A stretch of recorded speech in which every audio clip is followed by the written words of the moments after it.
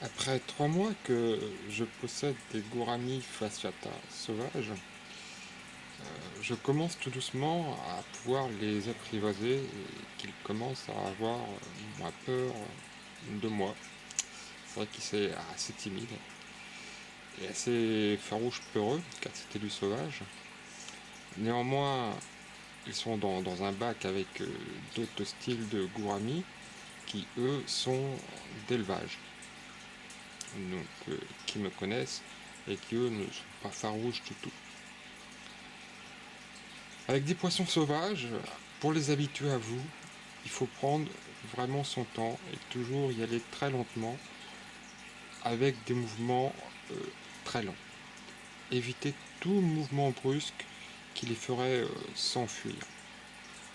Et petit à petit, vous allez pouvoir commencer à les habituer à vous, qu'ils soient un peu plus épanouis dans leur tête. Alors, l'une de mes techniques que je fais, c'est je reste longtemps devant l'aquarium, comme en ce moment en train de prendre la vidéo pour vous. Et j'approche tout doucement, je vais le faire. Ma main, mais vraiment tout doucement. Ça sert à rien d'y aller brusquement. Là en ce moment, il y en a, voilà, il y a un Gourami fasciata en bas. Tout doucement. Ça sert à rien d'y aller farouchement. Et vous amuser sur la vitre, à bouger tout doucement, pour qu'ils comprennent que vous n'êtes pas une menace.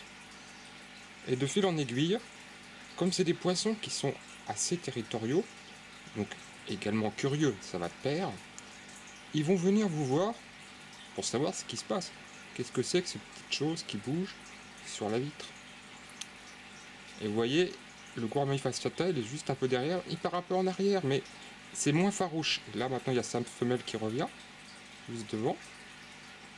Elle est repartie, puisque c'est le mâle qui l'a un peu chassé. Et là, voilà, mes gros Gourami, ceux-là, ils n'ont pas peur de moi.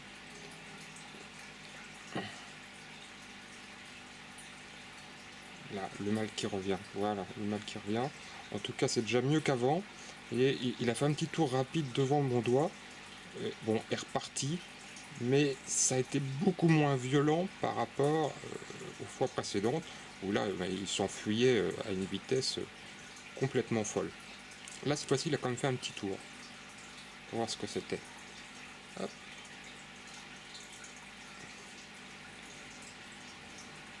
Là, j'ai la femelle qui vient revoir.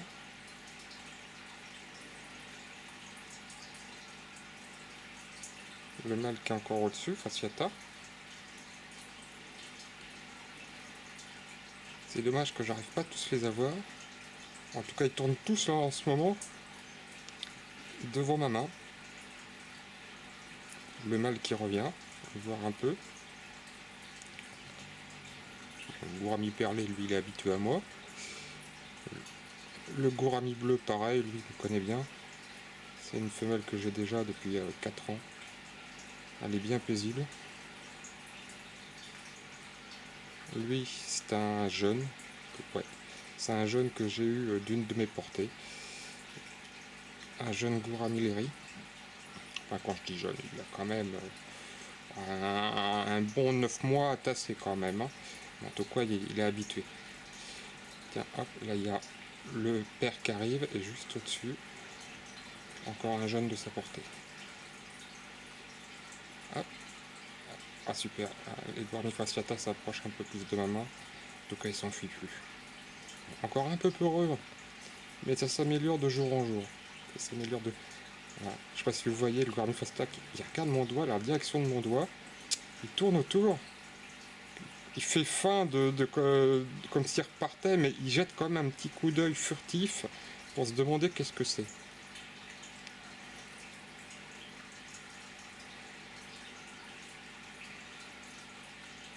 Hein.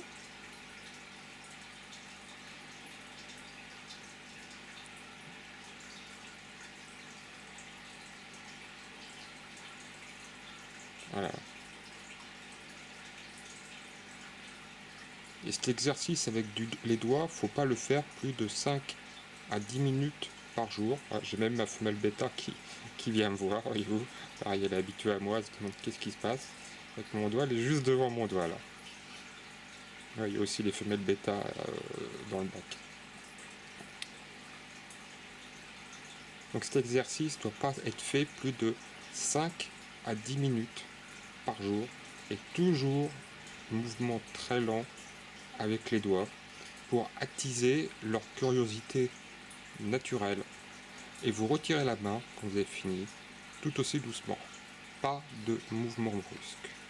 Et de fil en aiguille, vous allez commencer à avoir des poissons qui ont un comportement nettement moins peureux, nettement plus euh, curieux, et vous pourrez les soigner et les regarder de façon beaucoup plus facile, en tout cas pour vous, pour l'entretien, ce qui est quelque chose de très appréciable, parce qu'il faut bien se douter qu'un poisson qui a la trouille sans arrêt de vous, c'est un poisson qui peut attraper premièrement du stress, et le stress en lui-même peut amener des maladies.